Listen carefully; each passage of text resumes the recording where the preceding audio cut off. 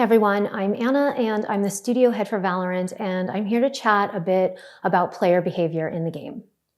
Since launching Val, especially with the addition of voice comms, we've known that fighting in-game harassment was going to be both something we needed to prioritize and also would be one of the most challenging issues that we would face. We've been working on systems and technologies, and we actually have been making a lot of progress, but having large global player communities presents unique challenges, evolving challenges. So we have to be ready and willing to re-examine things and hold ourselves accountable when things are not meeting our community's expectations. And that's exactly what we've been doing. I've spent the last couple of weeks reviewing player logs, looking at penalty escalation paths, discussing player behavior philosophies, seeing where they're working and where we absolutely need to do better. It's not the first time I've had to do this. It will not be the last. It's important work, but it's not always easy work. I'm a human and a parent and a caregiver and a team lead, and in almost every aspect of my life, I feel this deep responsibility to protect people, and this is no different. The responsibility of protecting our community of Valorant players is one I take very personally, and I can tell you that very often it can feel like I've failed in that responsibility. Player behavior is a complex problem space. Our systems cannot catch everything. They require constant attention and tweaking and improvement. Sometimes it has to be painfully manual or dependent on our players reporting things and on our processes staying well tuned. And sometimes tech that has the potential to be a game changer takes longer than you want to work. All the things we say at Riot on the topic of player behavior are true. I want to assure you that Riot has always taken this seriously. That's been true ever since we launched League of Legends. But at the end of the day, there are still some people in this world who want to take out their insecurity or their bad day or their hate or their whatever on some stranger through their computer screen. So we work harder, we take steps forward, but here's the part I can't shake. In almost all cases, someone gets hurt in the process of making these systems better. Too often, it takes someone experiencing the worst behaviors, something egregious, something painful, something threatening, for us to better understand where the gaps in our systems and processes are. And that's exactly what we're experiencing and addressing right now. But I also want to make sure that I say this out loud. We have no room for these types of behavior in our game or in our community. Valorant is a team game. It's better played as a team. The strats are better. All of it's better.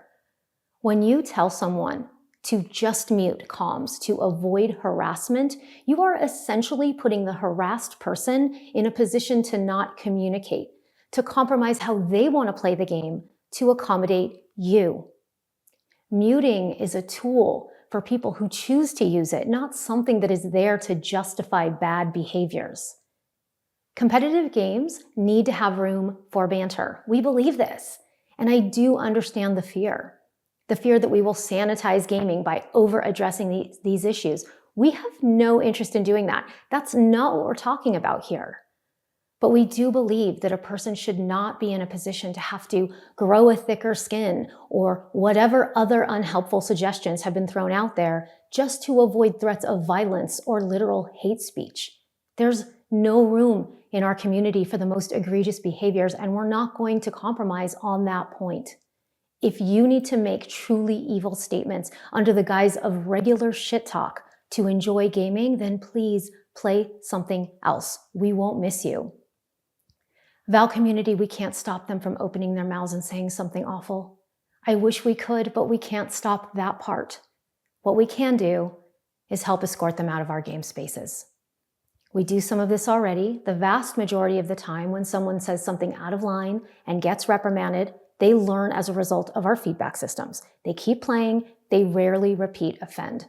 The number of players who exhibit these behaviors are not the majority, I assure you. In fact, they are a very small fraction of our player base. However, it has definitely become clear to us that our existing penalties are not doing enough right now to remove the most disruptive players from Valorant in an efficient manner. So here's what we're going to do. First, over the next 30 days, we'll be finalizing updates to our existing policies. This will allow us to issue more severe penalties and faster, with a focus on the most severe behaviors, things like hate speech, severe sexual content, and threats of violence, which have no room in our game. And we will continue to adjust those categories when and where it's needed. Second, we need stronger tools to deal with a broader spectrum of harmful player behavior, and so we're introducing new actions. This will include penalties ranging from temporary bans to permanent bans, all the way up to and including hardware bans for our worst offenders. Hardware bans are an extreme form of punishment, so we will apply them only in the most extreme cases with clear evidence and manual review, similar to how it works with anti-cheat right now. Third, because we're making these changes, we anticipate there's going to be more reports that will require manual review, so we'll be beefing up the teams that are needed to support that. Fourth, we've been testing Riot voice evaluation systems in North America in English only for a while now. It's still in beta, but it's been working really well so far. Players who have been actioned upon by RVE have not reoffended at a 75% rate. This reduces the overall number of repeat offenders by a great deal.